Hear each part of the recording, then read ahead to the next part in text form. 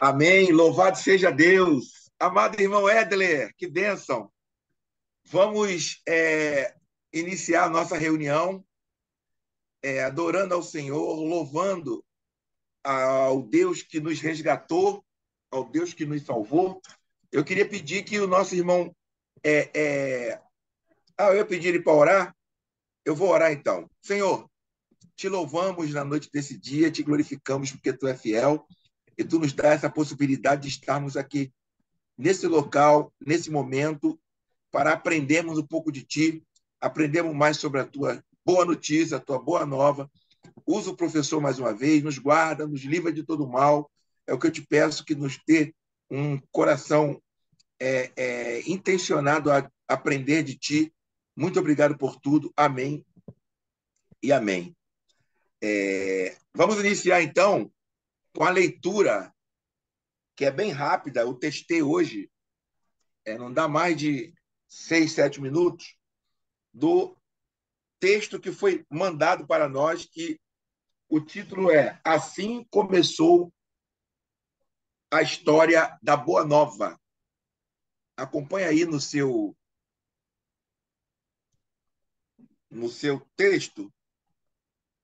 Eu vou começar no princípio, vou começar no segundo item aí, que é Marcos 1, de 1 a 15, que diz assim: princípio do Evangelho de Jesus Cristo, Filho de Deus, como está escrito no profeta Isaías.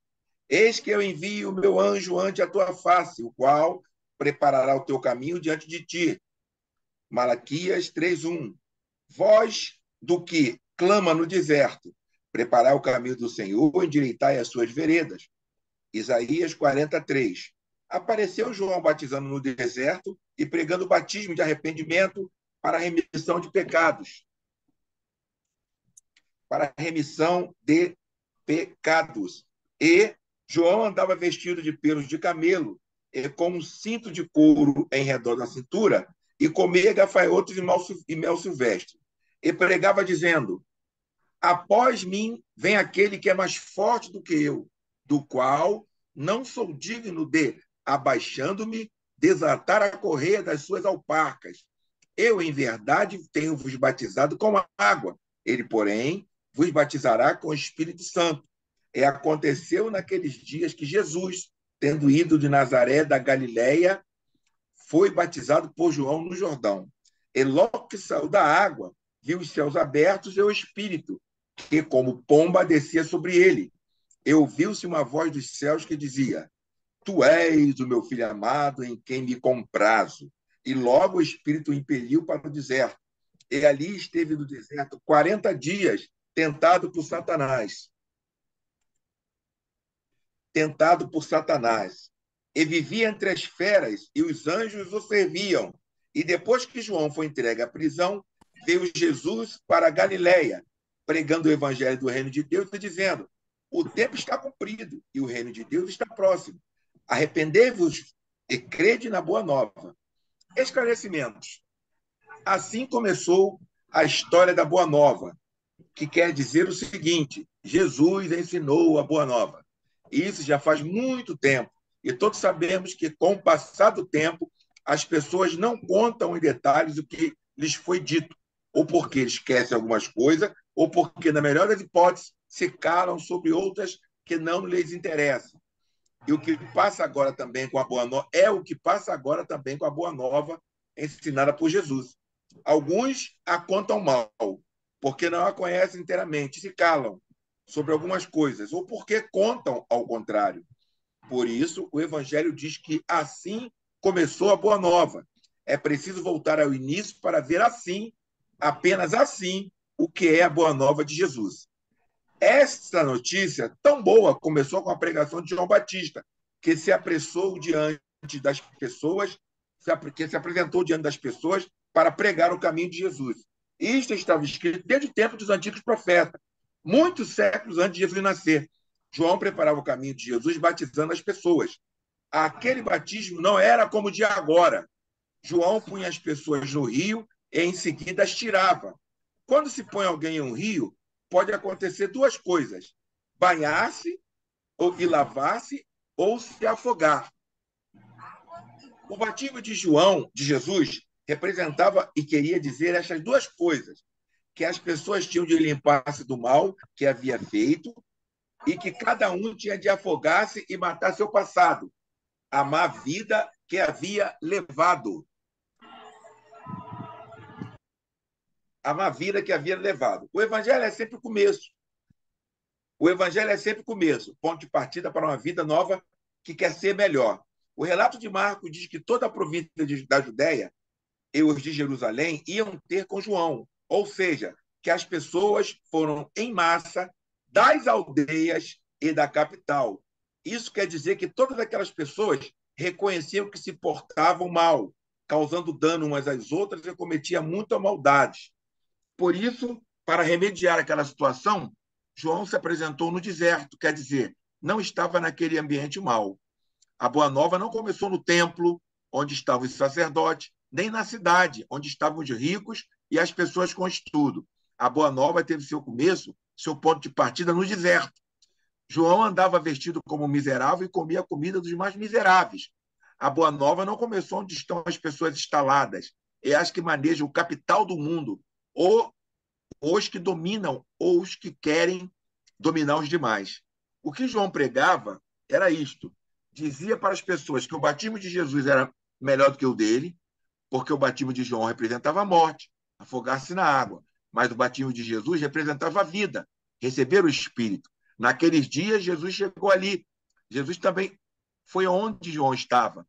Jesus se meteu entre as pessoas, isto é, apresentou-se como mais um homem do povo. Jesus não quis nem privilégio nem distinções.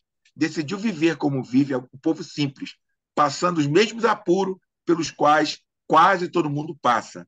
Mas Jesus não fez nada mal, não fez mal a ninguém, e por isso o Evangelho diz que as pessoas diziam os pecados que tinham, mas quando se trata de Jesus, não se diz isso.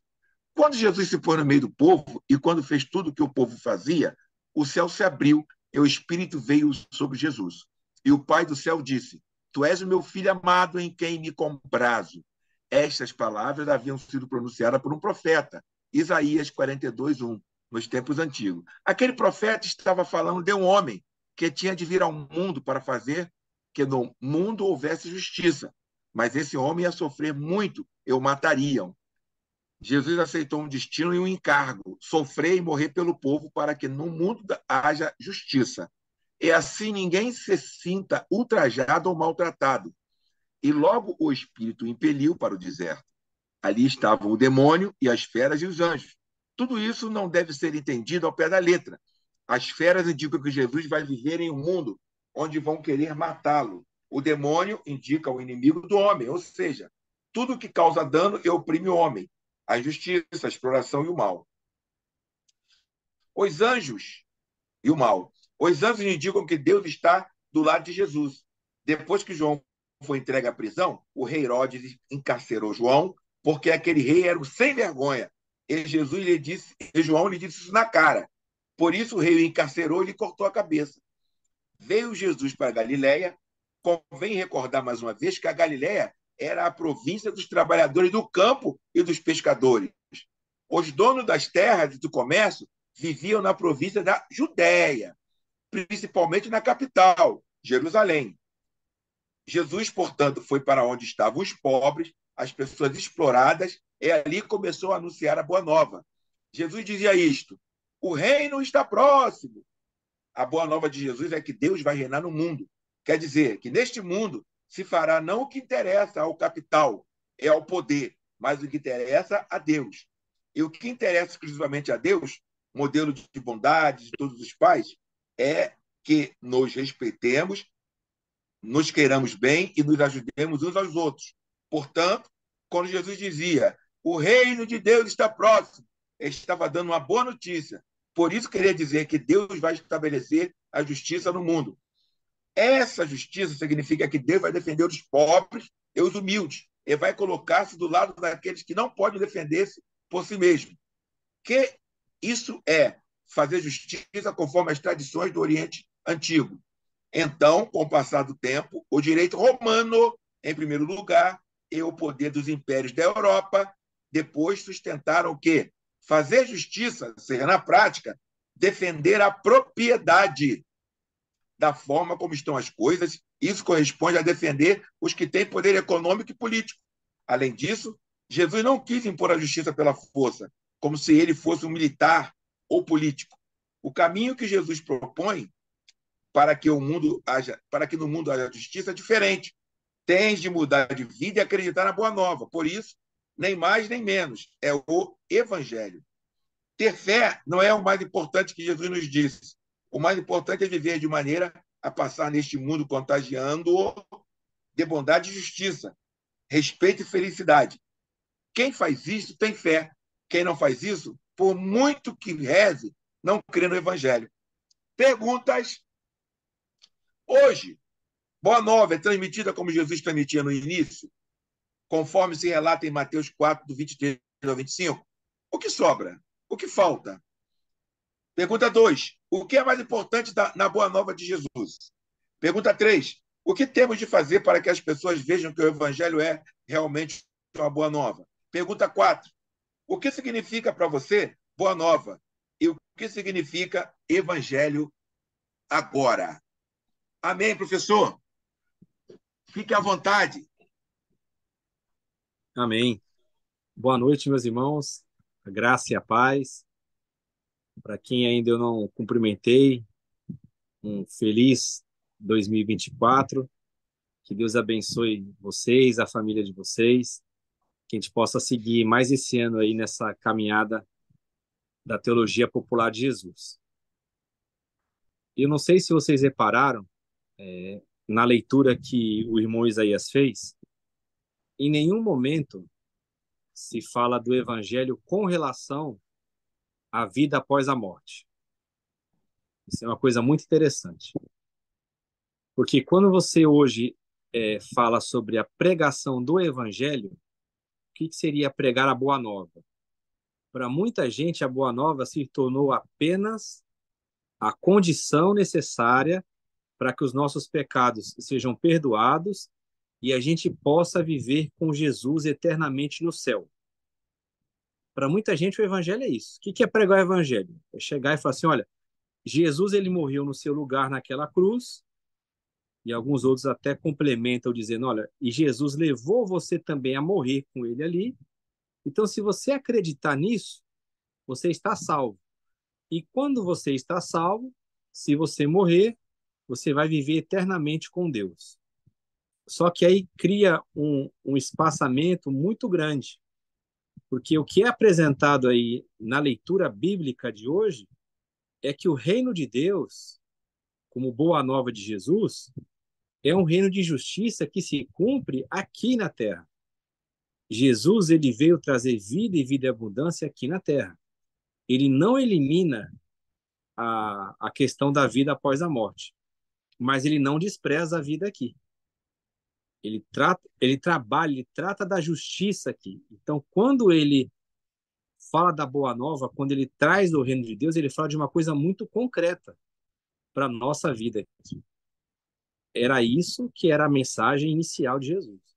A boa nova de Deus.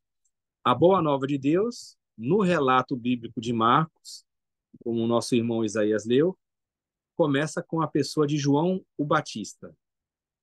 Uma pessoa muito especial, muito específica nos evangelhos. Então, o início do evangelho de Jesus é a pessoa de João Batista, né? Ou a pessoa de João, né? Ele incorpora, é incorporado ao seu nome a sua profissão, vamos chamar assim, aquilo que ele desempenhava, que era ser o batizador. O nome dele não é João Batista, o nome dele é João, né? João o Batista, o batizador. Mas como ele fica caracterizado pelo batismo, nós naturalmente chamamos de João Batista. Ele é um homem que, obedecendo ao chamado de Deus, ele convoca as pessoas para esse arrependimento, para essa mudança de mente, porque era chegado o reino dos céus. O reino dos céus estava próximo.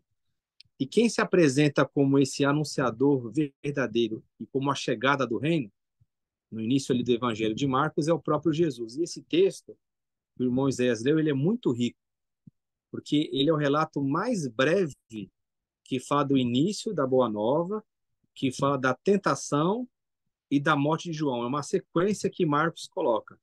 Ela é a mais breve, porém, ela é bastante preciosa, porque a gente vê ali vários aspectos dessa questão da Boa Nova.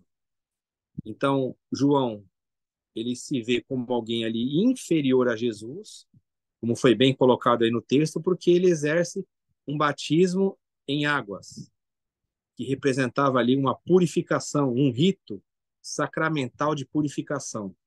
As pessoas confessavam os seus pecados e eram batizadas ali no Rio Jordão. Jesus, ele tem um batismo superior. João, ele tem essa revelação e ele diz que Jesus, ele vai batizar com o Espírito Santo. E em outro evangelho ele acrescenta com o Espírito Santo e com fogo, porque é um rito mais interno do que o rito externo de João, com a lavagem da água.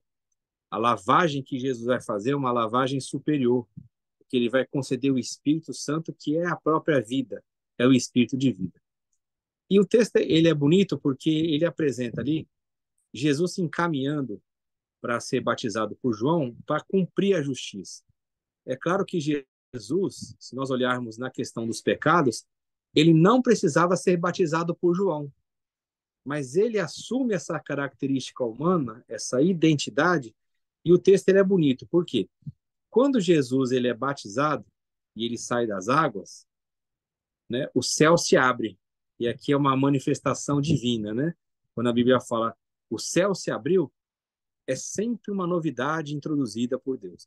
É como se ali o céu estivesse liberado novamente. Até a vinda de Jesus, o céu estava fechado. Mas agora o céu se abre. E quando o céu se abre, a voz do Pai, ela indica que Jesus é o Filho amado de Deus e que Deus tem todo o seu prazer em Jesus. E aí tem essa figura muito bonita da tradição cristã, que o Espírito Santo ele vem sobre Jesus, mostrando a aprovação do Pai. E o interessante aqui é o seguinte: quando Jesus ele aceita o batismo de João, o que ocorre?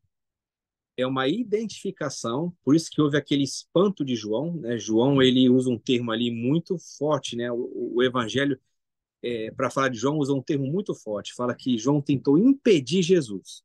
Você pode conferir isso nos Evangelhos sinóticos, né?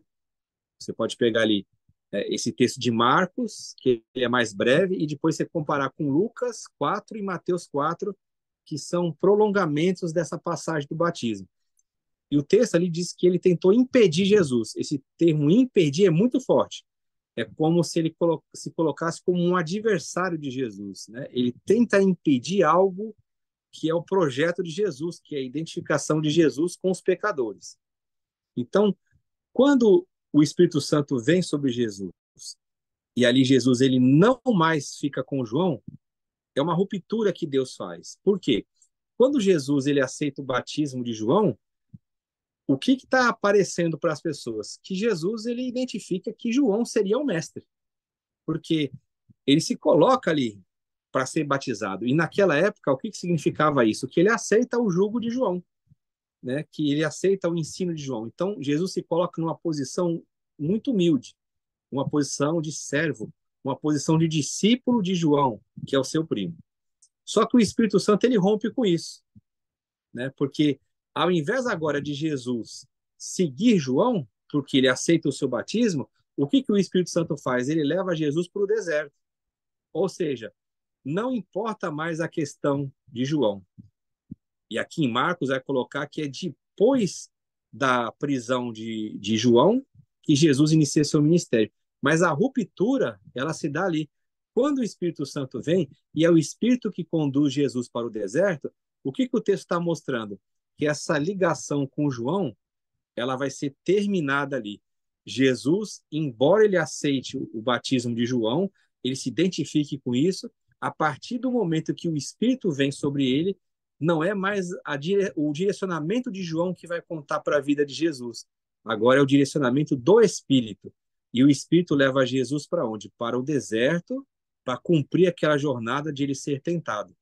E em Marcos é bem interessante porque não há um detalhamento das tentações.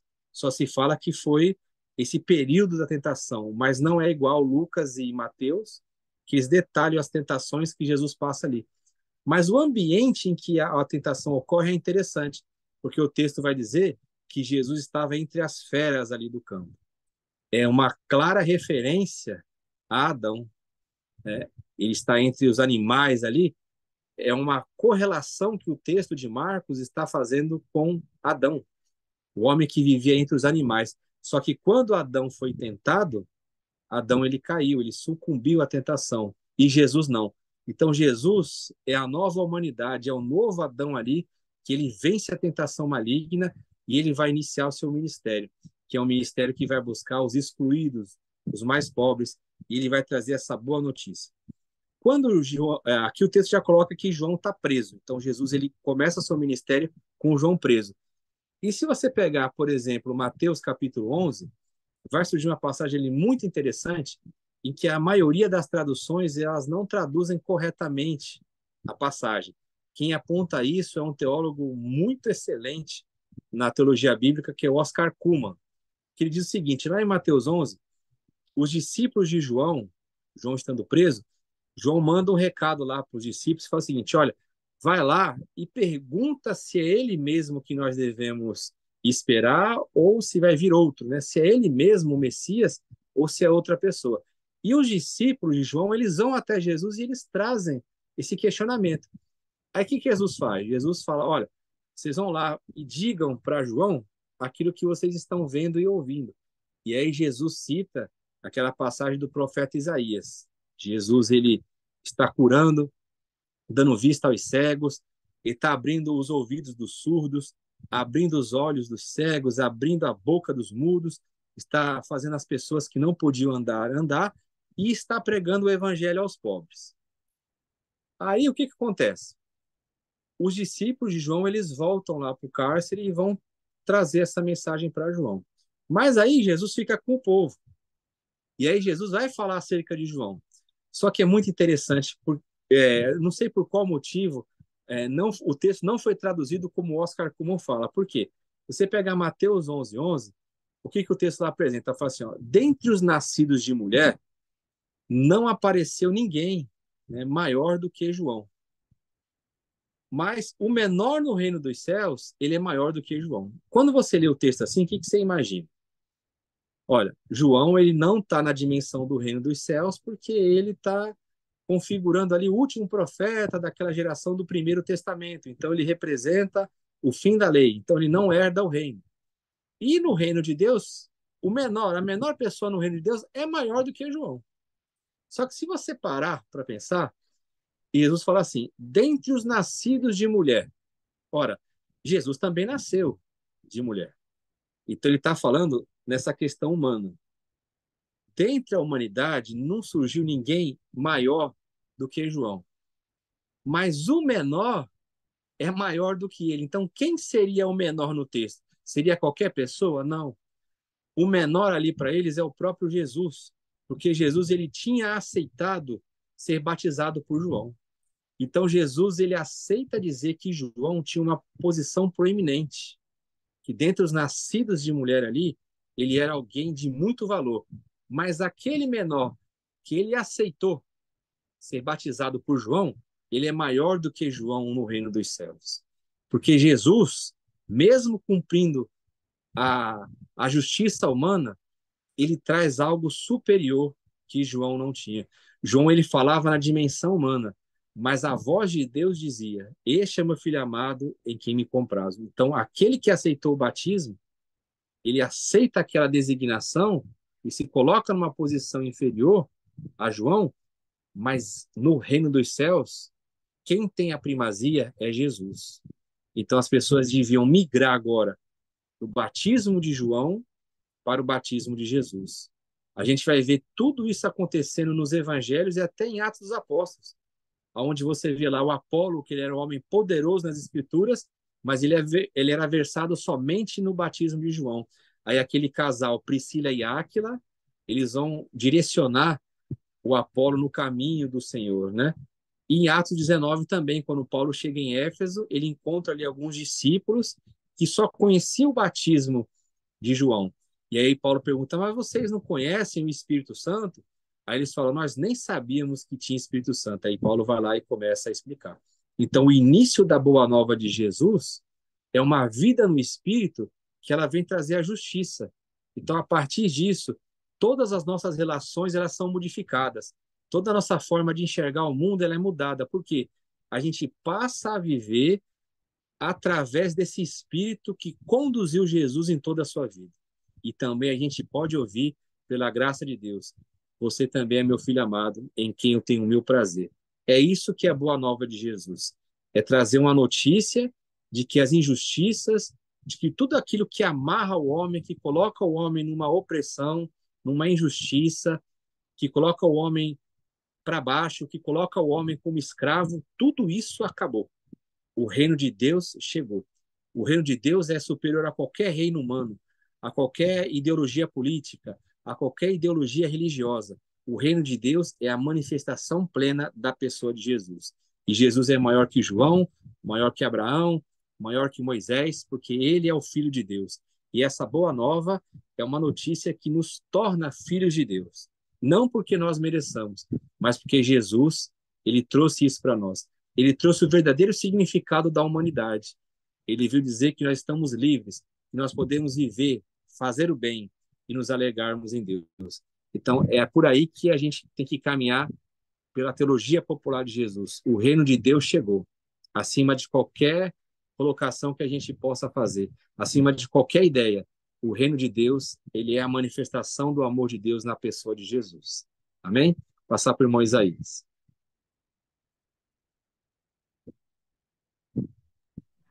Maravilha, professor Hilton, maravilha. Muito bom, né? Muito bom. Já estaria satisfeito com essa porção, mas antes eu gostaria de agradecer a todos que estão participando aqui. O nosso Papai Noel voltou, graças a Deus, deve estar bastante cansado, mas nosso irmão Éder, irmã Jacira, aquele povo todo que estou sentindo falta dos irmãos aqui, da irmã Cissa, Sim. mas vamos lá. Eu tenho umas duas perguntas que eu já anotei aqui, mas gostaria de ouvir a participação dos irmãos em cima do que foi falado, em cima do que foi dito pelo professor. Irmão Edler deve estar com perguntas interessantes, irmã João, irmã Jacira, todos, né? Irmã Sheila também está aqui. Eu Sim. gostaria de abrir o espaço para os irmãos falarem. O professor disse, se eu não me engano, Marcos 11, né? Ou Mateus 11. Isso. Isso. É interessante demais o que o professor falou, né? Nesse contexto. E o professor também, eu observei também aqui, professor, que Jesus dá uma mensagem para ele cita Isaías, não é? Mas ele não cita a questão da vingança, né? Sim, Ele exclui a vingança, né? Jesus só fala as coisas boas que ele veio a exato, fazer. Ele não exclui a vingança. Eu creio que quando João, que sabia esse texto com certeza de cor, né? exato. Quando ele observou que Jesus não falou isso, eu queria também que o professor falasse um pouco sobre isso, né? Dele ter Jesus ter falado para ele um texto bíblico, que era o texto da Sim, Bíblia da época, né? Aí Jesus rasurou a Bíblia. Jesus rasurou a Bíblia da época, né? Então eu queria que o professor dissertasse um pouco sobre essa questão. exato. Jesus ele faz uma reinterpretação do texto, porque eles esperavam o messianismo da época era um messianismo mais agressivo, né? Um messianismo que pudesse tirar a dominação romana, os opressores ali. E João vivia nessa perspectiva também, né, desse Professor, messianismo mais desculpa te conflitivo. cortar. Desculpa te cortar. Uma parte da igreja hoje, no Brasil, nos Estados Unidos, ela vive esse messianismo violento que quer tirar o poder do sistema mundial, do sistema econômico, do sistema político, a força. Sem dúvida, sem dúvida. nesses cinturões aí mais fundamentalistas, né? Você vê isso, e sempre é naquela proporção. O que ocorre nos Estados Unidos é refletido aqui. Tem até um dito aí no campo acadêmico, teológico, que é o seguinte: a teologia ela é feita na Alemanha, ela é contaminada ou destruída nos Estados Unidos e consumida no Brasil, né? Tem alguns que falam isso, pode parecer um certo exagero, mas em alguns casos ocorre. Então, essa perspectiva de um Jesus violento, Jesus agressivo, é bastante utilizada nesses campos. Um dia eu assisti uma live onde um propositor dessa teologia ele estava falando, e aí ele falou que, por ocasião da segunda vinda de Cristo, Jesus, ele, se voltasse hoje, ele pegaria as metralhadoras mais potentes e utilizaria contra os exércitos inimigos de Israel. Então, ele via Jesus como um guerrilheiro que usaria da força armada para matar as pessoas, né? Então, são alguns messias que estão na mente do povo. E João, ele não tinha a revelação completa, né? A revelação completa, ela só estava em Cristo, como o Evangelho segundo João fala, que ninguém viu a Deus, só Jesus que revela. Então, o Batista, ele também tinha essa perspectiva, e Jesus, ele vai lá e ele corrige isso, porque ele fala, olha, você conhece o texto de Isaías, o Messias, ele tinha que fazer o bem para as pessoas, mas eu reinterpreto aqui, eu elimino a vingança. O dia da vingança, Jesus tira, porque ele veio trazer uma boa notícia, ele veio trazer a salvação e não a condenação para as pessoas. Amém. Louvado seja Deus. Alguém quer Tá aí? fazer uma pergunta, uma consideração? Por favor, meu Papai Noel abençoado. Posso falar? Fique à vontade. Boa noite aí a todos aí, matando a saudade do pessoal, depois da 44 dias falando ho, ho, ho, estou de volta. O texto é por demais emblemático, embora sendo longo, né, para a gente poder falar de tudo que o texto coloca, então eu vou me prender em dois fatos importantes também, para que o professor possa dissertar sobre o que eu vou colocar. Primeiro, quando a gente pensa em batismo hoje, né, na atualidade, e fala assim, o batismo representa morte, morte para o mundo e vida para Deus. É essa tradução que falaram para mim quando eu me batizei, e é falado para todo mundo. Então, dá a entender de que a pessoa é batizada, ela muda de vida, vira santa, e vai servir só a Deus. E a gente acha, e eu creio que isso não é real, é uma pregação muito futurista por causa da nossa tendência humana, que temos de cair, levantar, cair, levantar. Quando Jesus vai procurar João Batista para o batismo, no batismo hoje, o batismo deve e deveria significar o quê? Eu estou aceitando esta denominação. Tudo que essa denominação batista, presbiteriana, metodista prega, eu aceito. Não sou contra nada. Quando Jesus vai procurar João Batista, né, no meu entender, ele está dizendo, eu aceito o que João Batista está falando, e ele, no caso, é um discípulo de João Batista, como o professor falou. Então, ele estava aceitando aquela pregação de João Batista. O machado está aí na árvore, olha, arrependa-se, pecador, senão, não sei o quê. Então, dá a entender que Jesus estava aceitando tudo que João pregava, né? A gente não sabe se João Batista conhecia Jesus das suas caminhadas, embora sendo primo, ele no deserto, o que ele ouvia falar de Jesus? E aí, só para terminar, ele diz assim, os discípulos, e aí, quem é esse camarada aí? Ele é o Messias? Vai lá perguntar a ele quem é ele.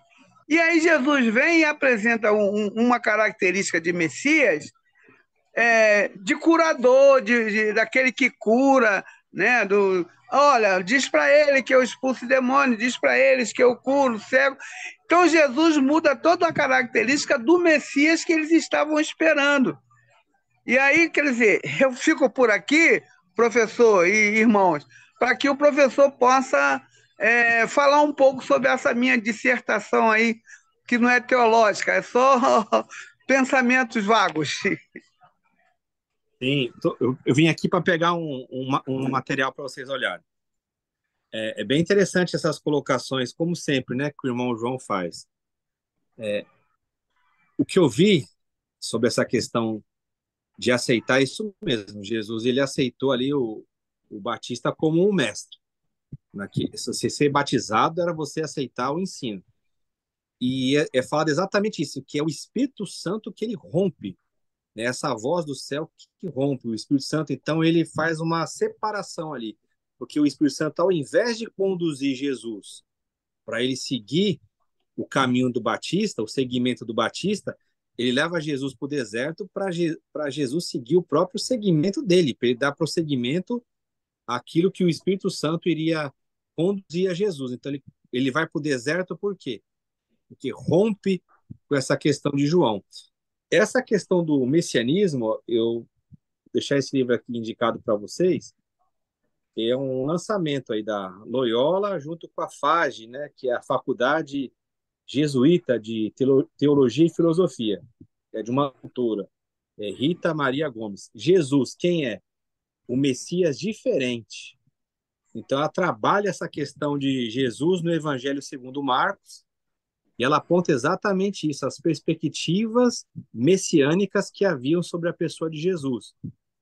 Um Messias guerrilheiro, né, que destruiria Roma, um Messias com aquela ligação a Davi, no sentido de ele herdar o trono, né, como ele era o filho de Davi, qual que era a perspectiva? Jesus vai chegar, ele vai conduzir ali as pessoas, essa era a perspectiva, né, que se você pegasse, por exemplo, numa linguagem moderna, o que era aquela equipe de Davi, se você fosse ter que escrever hoje, você falaria o quê? Que aquele pessoal que andava com Davi era como se fosse uma milícia armada, né?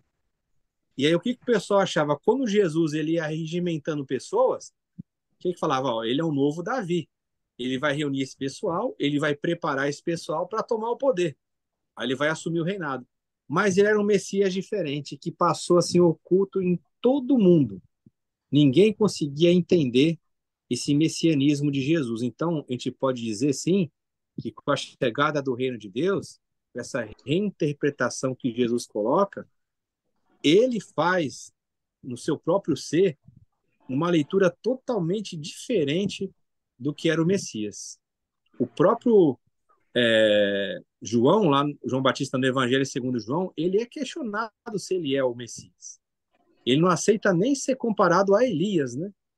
Que é o que Jesus fala acerca dele. Ele é o Elias que havia de vir.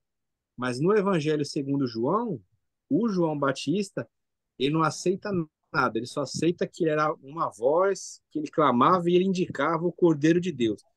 O que está sendo feito ali em João? Como ele indica o Cordeiro de Deus, eis aí o Cordeiro de Deus que tira o pecado do mundo, ele está fazendo a função de um sumo sacerdote. Ele está apresentando o cordeiro, não é isso que o sumo sacerdote fazia? Ele pegava lá o cordeiro e apresentava em favor do povo. Agora, quem está indicando o cordeiro de Deus não é o sacerdote no templo, como o texto aí do nosso professor Castilho fala aí que o irmão Isaías leu. Não é no templo que está sendo feito isso, mas é lá no deserto. Então, a narrativa de Deus está acontecendo no deserto. Tem um homem lá que está fazendo esse papel do precursor e também ele é uma figura sacerdotal ali. Porque ele pode realizar isso, né? Porque ele é de uma família de sacerdotes. Ele poderia até oficiar no templo, entrar naqueles turnos. Mas ele não faz isso por quê? Porque ele entende que a voz de Deus já não está sendo proclamada lá no templo, mas ela está no deserto e ele aponta Jesus como o Cordeiro de Deus. Eu sei que a gente não pode unir os relatos, né, dos evangelhos e criar uma harmonia, porque não dá, Cada evangelho tem o seu significado, a sua concordância, mas se você olhar de uma maneira geral, o João, ele traz esse mistério para uma revelação que ninguém ali tinha. Então, é claro que ele não vai comportar tudo isso. Ele teve ali relances, né? Agora, esse reino de Deus, ele estava muito oculto ainda. Jesus ele tem que falar por parábolas, ele tem que falar que esse reino de Deus está dentro das pessoas, que ele não vem com aparência exterior. Então, você imagina como que isso era uma coisa bem guardada por Deus, né? Jesus vai dizer lá em Mateus que isso foi escondido dos sábios entendidos e revelado aos pequeninos. Num momento de crise, né? Porque o texto de Mateus 11:25 ele é muito bonito. Ele fala assim: e respondendo Jesus disse: Pai, graças eu te dou. Respondendo para quem? Né? Para o Pai. Porque ali existe um conflito. Jesus está anunciando essa boa nova e as cidades elas estão virando as costas para Jesus. Elas são cidades impenitentes. Aí Jesus ele anuncia um juízo sobre elas. O que que o texto está mostrando? Que há um conflito ali. Por que que as pessoas, se Jesus ele veio realizar essa obra, esse messianismo dele original, por que que essas cidades, essas pessoas não aceitam? Se ele só faz o bem, se ele vem trazer uma boa notícia. Aí como que esse conflito ele é resolvido em Mateus? Mostrando que houve um ocultamento por parte de Deus. Deus ocultou dos sábios entendidos e foi do agrado dele dar esse reino, revelar esse reino para os pequeninos. Então Mateus ele vai sempre trabalhando nessa perspectiva. Ninguém entendia esse reinado. Ninguém entendia. Ninguém tinha autoridade para falar a não ser Jesus. E aquele a quem Jesus quisesse revelar. Obrigado, professor. Nada. Muito bom, hein? Muito bom, João. Vamos lá, irmão Etler. Irmã Jacira, vamos fazer pergunta aí que eu estou com a minha engatilhada aqui. Já tenho uma pergunta para fazer. Querido pastor, como sempre, num, pensamentos. De acordo com o comentário que eu li, a Boa Nova, nós já sabemos que sempre é novidade positiva que Jesus levava, a esperança, o cuidado que ele tinha enorme com as pessoas, com os pobres, com as pessoas que ele curava, tudo bem. Mas tem aqui um dado momento que se falou também que a Boa Nova é que Deus vai reinar no mundo. Aí, quando eu li essa expressão, Deus vai reinar no mundo, aí eu fiz o seguinte paralelo e gostaria que o senhor falasse alguma coisa. Meu paralelo está errado, meu paralelo tem fundamento. Esse reinar, de voltar a reinar, seria a volta de Jesus? Acontecerá com a volta, com o retorno de Jesus, com a Maranata? Uhum. Interessante. O reino de Deus, irmã Jacia, ele já ocorre. O reino de Deus, ele já ocorre. Com a volta de Jesus, esse reino terá sua plenitude. A volta de Jesus, como o texto de Atos 3:21 vai dizer, é no tempo da restauração de todas as coisas. Então, o reinar de Deus na vinda ou na volta de Jesus seria a sua plenitude. Mas esse reino de Deus, ele já ocorre. É porque ele é um reino que ele se sobrepõe aos reinos desse mundo, né? O próprio Cristo ele fala isso lá para Pilatos: o meu reino não é deste mundo. Ou seja, a origem do reinado de Deus não é daqui, mas se cumpre aqui, se realiza aqui. Qual que é a oração do Pai Nosso? Venha o teu reino. Então, o reino ele vem, ele já opera, só que ele tem que chegar na sua plenitude. E como que a gente transforma isso? É através da vida da igreja, quando a gente anuncia essa boa notícia e ela vai enchendo o mundo com isso. E é claro que Deus ele tem uma paciência tremenda, porque a gente vê que há muito trabalho a ser feito, mas esse reino ele começa pequeno, como uma sementinha, e ele vai se expandindo. Então, hoje nós temos condições de falar que esse reino está evoluindo, né? Aqui é um exemplo disso, as relações justas são exemplo disso. Sempre que eu comento com vocês, quando falar acerca de situação mundial, procurar enxergar além do local onde a gente está, né? A nossa visão, ela não pode nos trair, porque a gente fala assim, o mundo ele está ruim, o mundo piorou. Aí você tem que perguntar assim, mas qual mundo que você está falando? O mundo ele é uma grande extensão, né? Então, o reino de Deus ele está sendo implantado. Agora, quando fala de apressar a vinda de Jesus, quando fala da necessidade de nós expandirmos, é isso, é que a gente tem que levar essa boa notícia, né?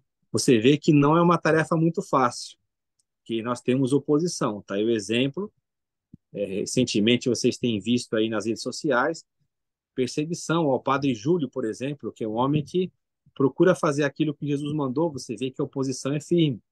Países aonde ainda existe muita oposição ao evangelho, mas outros locais, a boa nova ela já chegou e ela transformou vidas. Então a gente tem que trabalhar nesses dois paralelos sempre, né? O reino de Deus que a gente aguarda vir na sua plenitude e essa construção do reino de Deus que nós colaboramos. Então, por menor que seja a nossa participação nisso, ela é importante. Ela vai transformando esse mundo até que toda essa terra, todo esse mundo passe a ser do Senhor Jesus, como está lá em Apocalipse capítulo 11. Obrigada, Muito bom, pastor. muito bom. Eu tenho uma pergunta também. Fala, Edre. Te amo, Edre. Estou com saudade de você. Também te amo, pastor. Tô com saudade também. Quando João Batista fala que vai ter um batismo de fogo, né? Que ia vir o Espírito Santo e ele vos batizaria com fogo. Eu entendo o seguinte, que esse fogo é um revestimento de poder que Deus dá através do Espírito Santo aos seus filhos aqui nessa terra, né? Como está lá escrito em Atos 1, versículo 8, né? Que o Espírito ia descer sobre vós e vós serias as minhas testemunhas nessa terra. Então, esse revestimento desse batismo de fogo seria para pregar o evangelho? Ou esse batismo de fogo é uma outra coisa que ainda não aconteceu ou que já aconteceu? Porque tem muitas linhas teológicas em cima disso, né, sobre o batismo de fogo, né? Sim, Tem linha que fala que a gente aceitar Jesus como único e suficiente Salvador, que a gente já é batizado já com o Espírito Santo ali. Tem umas outras linhas que pregam que é o orar em línguas, tem outras linhas que pregam, então tipo, tem muitas interpretações, né, sim. sobre esse batismo com fogo. Mas o que seria, na sua visão, esse batismo com fogo que João Batista professa que iria vir Cristo para dar esse batismo? Sim. É, eu não lembro qual dia dessa semana, se foi na segunda, domingo, segunda ou terça. Eu não lembro, mas eu fiz uma publicação no Instagram exatamente sobre essa passagem que você citou. Porque muitas pessoas falam que esse fogo aí, ele seria um fogo de juízo, né? Ou seja, Jesus batizaria com o Espírito Santo ou com um fogo de juízo. Mas o texto ele não permite isso. Aí eu usei, sabe o quê? A explicação de João Calvino. Porque geralmente quem prega que esse fogo não é um fogo do Espírito, que não é um fogo do revestimento, que não é um fogo do Pentecostes, geralmente é o pessoal reformado. E aí eu peguei o principal intérprete reformado, que é o João Calvino, e citei lá a explicação de João Calvino, que é uma boa explicação. O João Calvino ele vai dizer que o fogo aí nesse versículo ele está em contraposição à água. Então João Batista fala assim: eu vos batizo com água. Agora vai vir um mais poderoso do que eu, ele vai batizar com o Espírito Santo e com fogo. Então são duas coisas que estão em contraponto: o fogo e a água. O fogo é algo interno, a água é uma lavagem externa. Então, o Espírito Santo, quando ele vem sobre nós, quando Jesus nos batiza nesse Espírito Santo, a atuação dele não é uma lavagem externa, mas é uma purificação né, através do fogo. É o fogo que purifica. É claro que aí é um fogo que não é literal, né? É porque é uma ação interna do Senhor. Então a gente tem esse contraponto. Então o próprio Calvino vai dizer que o cumprimento disso aí foi no dia de Pentecostes, quando foram vistas ali línguas, né, repartidas como que de fogo. Então você vê, um próprio comentarista reformado, tradicional, ele coloca em contraponto. Isso aí é um calcanhar de Aquiles para os reformados, né? Porque eles falam, não, aquele fogo ali não tem nada a ver com línguas, com poder, Pentecoste. Aquele fogo é um fogo de juízo. Então, ou você vai receber o Espírito de Jesus, ou você vai receber a condenação de Jesus. Mas, como eu falei, o fogo aí está em contraposição à água. E a palavra ali ela é única, é junto, né? Com o Espírito Santo e com o fogo. Então, quem dá esse fogo, quem faz essa purificação é o Espírito, Éder. Amém, glória a Deus. Tranquilo, Éder? Boa essa pergunta, hein? Muito boa. Agora eu vou fazer a minha, professor. Fazer a minha pergunta? Sim. Nosso pessoal não deixa eu fazer minha pergunta. Vamos lá. Eu queria que o professor explicasse um pouco a respeito da igreja hoje, que ela usa em demasia o fim da pessoa pecadora, ameaçando que essa pessoa, se não aceitar Jesus, ela vai para o inferno. Há uma potencialização muito grande das pregações dizendo se tu não aceitar Jesus, tu vai para o inferno, vai para o inferno, vai para o inferno, esse tempo todo, ameaçando a pessoa, não é? Eu queria que o professor falasse um pouco sobre isso, e eu queria fazer uma colocação interessante que está no texto, está embutido no texto, que é lindo, é que a humanidade e a humildade de Jesus, né? Jesus na fila do batismo. Quando você imagina essa fila, não deve ser uma filinha pequena, né, professor? Exato. E ali talvez não tivesse sombra. É. Eu fico imaginando o Deus encarnado no meio da fila daquele povo ali, pobre, sabe? Cheio de questões. É como você, hein, João? Quando você pega quem você quer ver uma diferença entre pessoas de comportamental de pessoas, você pega um trem Central Belford Roxo,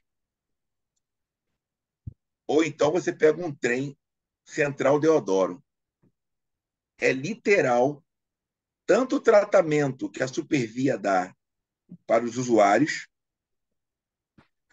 o usuário do Central Deodoro é um tratamento mais humanizado. Quando chegou o ar-condicionado, botaram na linha primeiro. E o tratamento que se dá em Belford Roxo, tem em Belford Roxo. Entendeu? Você vê pessoas fumando dentro do trem, discussões dentro do trem, falando alto dentro do trem, os celulares todo ligado do som alto. Há um comportamento comportamental diferente. E eu falo com muita tranquilidade, porque eu nasci e amo Belford Roxo, onde eu morei e estou sempre lá. Então eu vejo, professor, essas pessoas ali no meio de Jesus, esses pobres ali no meio de Jesus. Tá entendendo? E Jesus ali, tranquilo, ali, na dele quietinho, até João avistar ele. Ele não quis dar carteirada, João. Jesus não quis dar carteirada. Peraí, vou lá na frente que eu sou o filho de Deus. Daqui a pouco ele vai dizer que ele me ama. Entendeu? Só essa observação. E essa questão que eu comentei com o professor, das pessoas, o professor acha que muitas pessoas vêm a Cristo ou pensam que vêm a Cristo com medo do inferno? Sim. Essa questão da humildade de Jesus, né? Você vê aonde que Deus escolheu o local para Jesus nascer, a família que ele escolheu, né? Se você tivesse que deixar o seu filho com alguém, com quem você deixaria? Se tivesse a opção de escolher alguma família, qual você escolheria, né? Uma família abastada, que já tivesse criado um filho com experiência, que morasse hoje no Leblon, que pudesse pagar um pré-vestibular para o meu filho bom, para o meu filho ser médico, engenheiro, e que tivesse segurança, né? Proteção para o meu filho, poxa. Por isso que o José, ele é considerado um herói silencioso, né? Ele é um homem do silêncio. Você não vê quase menção a ele na Bíblia, mas ele teve o privilégio de ser escolhido por Deus para ser o pai adotivo de Jesus. Você imagina isso? Você receber esse presente de Deus e ao mesmo tempo uma responsabilidade muito grande e um homem humilde. Então Jesus ele aprende essa humildade com a família, né? Você vê que ele aprende até o emprego, a sua profissão com o seu pai. Então é um homem que faltam informações detalhadas sobre ele, mas é um homem que teve uma grande participação na criação de Jesus. A gente não sabe até quanto tempo ele viveu. Alguns vão dizer que ele vai morrer ali na adolescência de Jesus, né? E você só vai ver Maria no segmento de Jesus, você não vê mais José. Talvez José fosse um pouco mais velho ou bem mais velho que Maria, mas ele é um homem que tem uma participação muito grande nessa questão que o irmão Isaías está colocando, na criação, como ele tratava Jesus, como Jesus aprendeu muita coisa com um homem simples, um homem do povo. Não era um miserável, ele tinha uma profissão, mas era um homem simples, só que Jesus ele conviveu entre os miseráveis, né? Ele esteve entre os mais humildes. Possivelmente Jesus andava bastante para trabalhar. Hoje a pesquisa bíblica, a pesquisa arqueológica, teológica, acadêmica vai dizer que Jesus ele ia para a cidade de Séforis, né, que era vizinha ali a Nazaré. Nazaré era um povoado que não tinha tanta atividade, então Jesus ele pode ter trabalhado em construções pesadas, né, porque quando se fala ali da profissão de Jesus, quando fala de carpinteiro, a gente imagina alguém que trabalha como com madeira, mas é um texto que vai falar que Jesus era um auxiliar de serviços gerais, era alguém, era um faz-tudo da comunidade. Então Jesus ele sempre esteve ao lado dessas pessoas. E ele não abandona essas pessoas no seu ministério, isso que é interessante. Quando ele, entre aspas, né, sobe de posição, que ele é um mestre, que ele é ouvido pelas pessoas, ele não se afasta, porque tem muita gente que vive entre os pobres, mas quando tem a oportunidade de avançar, vai e deixa, né? E Jesus nunca deixou esses pobres. E essa pregação, ela ocorre, eu creio, irmão Isaías, que é em função desse abandono do evangelho. Por isso que grandes teólogos aí hoje, eles trabalham muito essa questão do retorno a Jesus. Você vai ver isso aí num Pagola, num Luciane, que foi um homem que aprendeu com Pagola, no próprio Castilho, que a gente está estudando o material dele, com Alberto Maggi, eles falam sobre isso. A igreja resgatar o essencial de Jesus, retornar a Jesus de Nazaré, né? Cumprir o chamado de Jesus, andar nos passos de Jesus, anunciar a boa nova, né? Hoje a gente fica muito preocupado com esse proselitismo. E aí, para a gente levar a pessoa, a gente já logo solta isso toda hora, a pregação em função do medo, do inferno. Aí a pessoa ela vê Jesus como um transportador celestial. É alguém que tem só uma função, tirar você do inferno e levar você para o céu. Por isso que a gente vê tantas vidas que proclamam o nome de Jesus, mas vazias de Jesus, não sabendo nem como Jesus viveu, o que, que ele fez, o que, que ele mandou a gente fazer. Então, aqui é uma oportunidade, né, de estudar a teologia popular de Jesus, em outros locais, a gente vê esse movimento mundial ocorrendo, dessa visão que as pessoas têm, da necessidade de voltar, de retornar a Jesus de Nazaré, a simplicidade do evangelho, né, anunciar o que Jesus anunciava.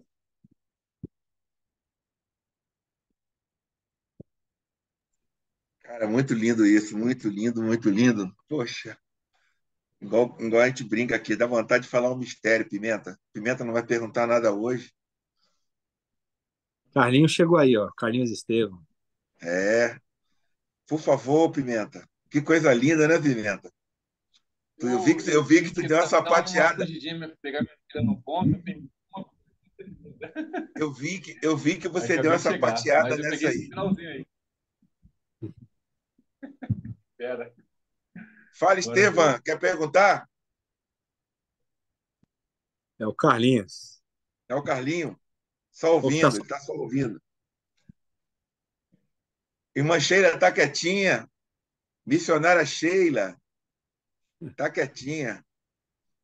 Gente, eu creio que encerrou as perguntas. Ninguém tem mais nenhuma consideração a ser feita. Já são 10h09.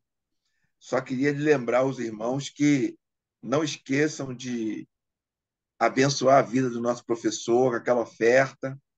Ele não pede, mas se ele é um homem chamado por Deus, Deus nos dá a oportunidade de nos demonstrarmos que nós somos igreja, abençoando a vida do nosso professor. Então, aqui no grupo tem pessoas que me ligam pedindo o número da conta do professor Tá bom, e tá bom. etc.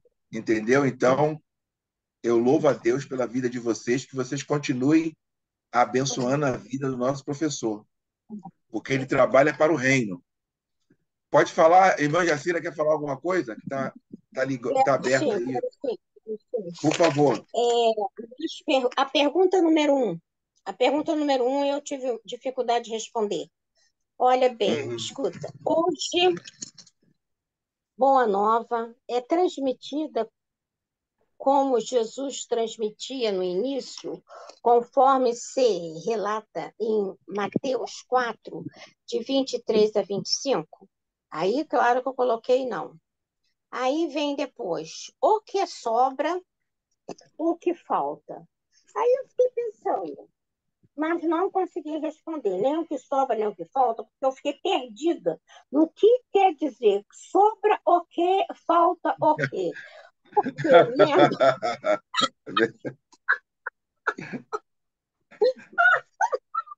verdade, olha bem, quando eu li Mateus 4, 23 a 25, que eu li mais de uma vez, ali fala tudo que Jesus fez. Realmente não se faz nada disso. Agora, isso está no sobra ou não falta atualmente? Falta atualmente alguém como Jesus na Terra conosco, normalmente Professor, ele volta. e- Pastor Wilton, pelo amor de Deus, me ajuda aí. E sobra o que? Falta o quê? Eu não entendi nada. professor Wilton, muito boa pergunta, irmã Jacira.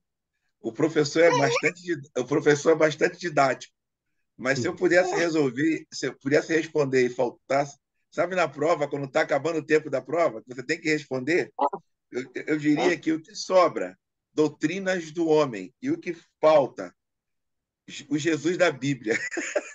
Por favor, professor, me ajuda aí. Peraí, É fala, fala que eu gosto. exatamente Fala. isso. Exatamente Fala, isso. pastor Wilton, depois vou ouvir o nosso pastor querido. Fala É aí outra exatamente vez. isso. É o O que o que Moisés sobra, o que falta na sua ideia, na sua cabeça? Sobra as o doutrinas. que está Sobra a sobrando? doutrina? Sobra a Ensinamentos doutrina? sobra, é o que Jesus não ensinou. O que está sobrando aí? Estruturas pesadas, violências em nome de Deus, mensagens que não abordam Jesus, vidas que não se adequam ao Evangelho, ideologias que não comportam o Evangelho, está sobrando. Pegar aí a Está doutrina. sobrando. E o que está faltando? Exatamente viver o que Jesus faz, a simplicidade de anunciar a boa notícia. Então está faltando exatamente Jesus.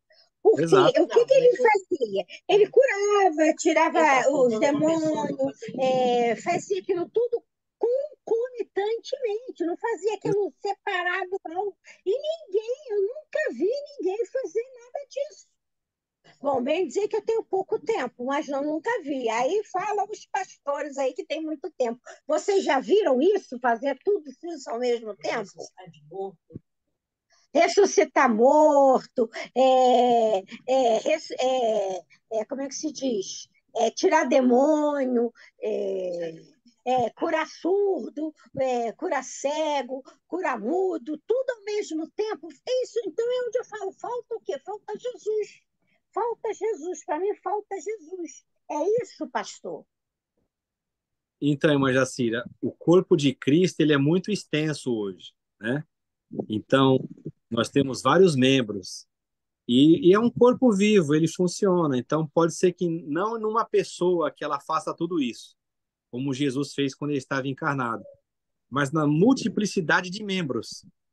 Então, o corpo de Cristo, ele existe, ele é vivo, ele é real e ele é possuidor de vários membros. Então, cada membro ele vai funcionando, ele vai executando conforme o evangelho. Então, a gente vê sim isso acontecer. Pode não ser tudo de uma vez, mas acontece. Mas de fato, isso deveria ser uma coisa maior, né? A gente deveria ver a manifestação de Jesus de uma maneira mais clara. Mas por que aí? Tem muita casca em volta. Começaram a colocar muita coisa. É que nem a senhora tem um bombom aí que a senhora vai abrir. Aí tem que tirar toda aquela capa que tem ali e vai tirando. Aí a senhora sabe, tem um bombom ali, mas até tirar essa capa toda demora, né? Então, a gente não pode nem num extremo de negar, de dizer que não ocorre, nem outro que dizer, não, está acontecendo muito, né? Então, a gente tem que ter essa consciência. O corpo de Cristo, ele opera no mundo inteiro. Tem pessoas aí que estão fazendo a obra de Deus que a gente nem conhece, não está na mídia, né? Lembrando, quando falar de obra de Deus é no mundo todo, não é só no Brasil. Né? Mas no Brasil a gente já tem casos, a gente tem relatos. Mas o corpo de Cristo está espalhado pelo mundo. Então tem muito Jesus aí operando. Só que talvez na localidade que a gente esteja vivendo uma crise, né? É exatamente que eu acho também. O que a Bíblia fala é que o corpo de Cristo, a igreja mística dele, né, é uma igreja universal, né? É uma igreja que está em toda a terra, né? E, E esses milagres, como surdo ouvir, criança surda de 5 aninhos ouvir, eu já vi, cego ver, eu já vi, paralítico andar, eu também já vi. Isso tudo eu já vi com meus olhos. Então, e hoje, com certeza, no Brasil, já aconteceu várias pessoas serem ressuscitadas no Brasil hoje. Vários uhum. cegos viram no Brasil hoje. Só que, às vezes, não é no nosso território onde nós estamos, nem onde nós congregamos, por vários motivos. Então, eu louvo a Deus pela sua vida, irmã Jacira. Glorifico pela sua vida. A senhora foi a última a perguntar, mas foi uma pergunta sensacional, hein? O Carlos quer fazer uma consideração aí, Isaías. Por favor, Carlinhos, esteja à vontade.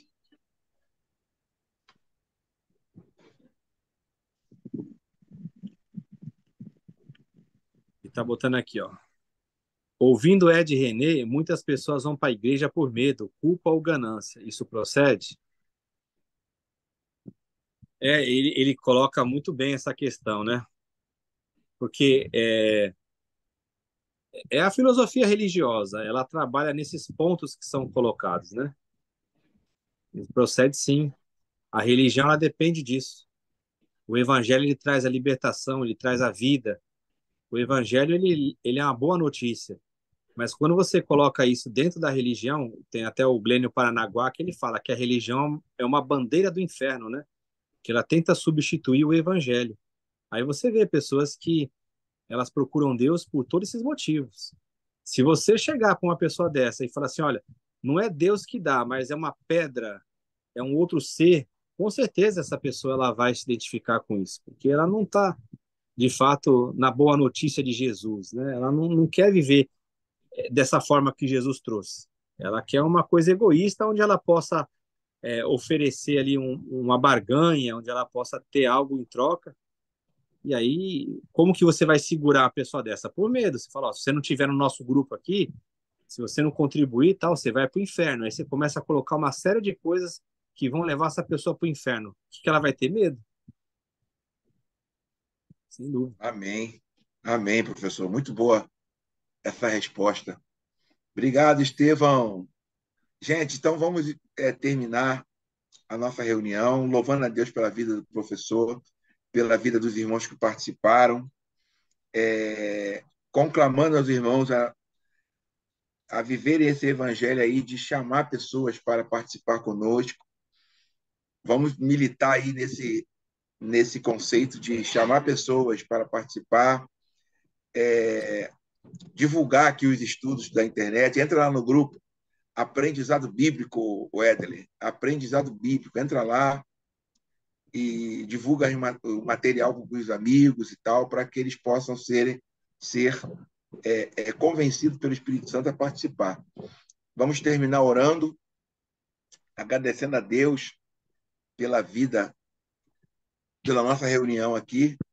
Eu queria pedir ao nosso irmão Edler que orasse ao Senhor, agradecendo a Deus, Edler, por essa reunião nossa que nós tivemos aqui. Você pode orar, por favor? Amém, amém. Amém. Senhor Jesus, louvado seja o teu nome, Pai. Eu te agradeço por essa reunião, Senhor, que a cada encontro, meu Pai, que a gente tenha pelo Zoom, meu Pai, seja um encontro de entendimento da tua palavra, meu Pai. A tua palavra diz que quando a gente conhece a verdade, a gente é liberto, Senhor. Então que o Senhor, meu Pai, possa libertar a gente de tudo aquilo que não provém do Senhor, através desses nossos estudos, dessas nossas meditações na palavra de Deus, e que a tua palavra, meu Pai, somente a tua palavra, seja a nossa regra de fé e de prática, meu Pai. Que somente ela, meu Pai, seja a nossa bússola daquilo que a gente deve fazer, de como a gente deve se comportar, do que a gente deve crer, meu Pai. Em nome de Jesus, meu Pai. Eu oro pela vida do pastor Wilton, pela vida do pastor Isaías, meu Pai, pela vida de cada um que está aqui presente nessa live hoje, meu Pai. E peço para que o Senhor nos ilumine, meu Pai. O Senhor nos dê sabedoria e graça, meu Pai, para que a gente possa continuar meditando na tua santa palavra, meu Pai, nas tuas sagradas escrituras. Em nome de Jesus. Amém. Amém, Senhor. Amém, amados irmãos. Fica com Jesus. Professor Wilton, Amém. mais cedo que tu imagina, estaremos aí, hein? Amém. Essa é uma Eu e alegria. Márcio.